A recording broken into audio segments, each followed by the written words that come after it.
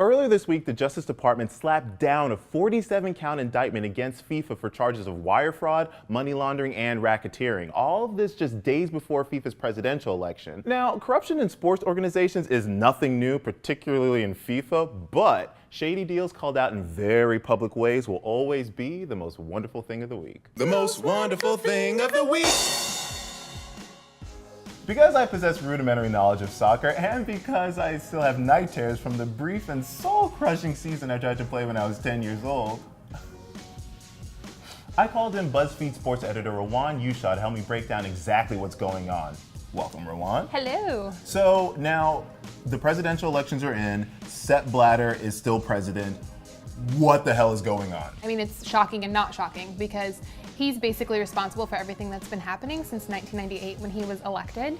And there have been all of these outcries from every single football federation leader in the world calling for him to step down, and the fact that he was re-elected is pretty jaw-dropping. So you're saying that we have a Blatter infection? Or a septum tank?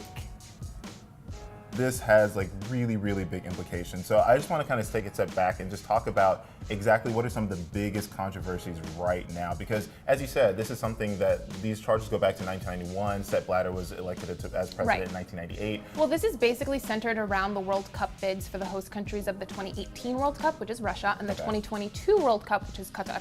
Right. Now, I'm sure you've heard about what's happening in Qatar, that there's almost 1,000 workers that have died building the stadiums in Qatar.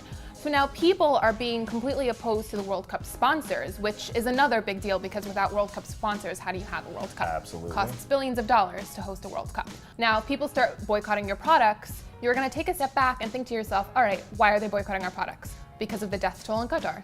Now, if that's happening, that means we have to completely distance ourselves from FIFA. FIFA starts losing World Cup sponsors, and then they have a hard time putting a World Cup together. Right. Now, this is the biggest competition in the world. Like, you don't need to be a soccer fan to know that the World Cup is the biggest thing. But I definitely think after everything that's come out, that Sepp Blatter definitely has to impose some type of change. BuzzFeed sports editor Rawan Eewshah, thank you so much for stopping by, the most wonderful thing of the week, and helping us make sense of all this crazy FIFA-ness. Thank you for having me. So I want to know what you think about Sepp Blatter, who's still the president of FIFA. Tweet me your thoughts using #MostWonderful.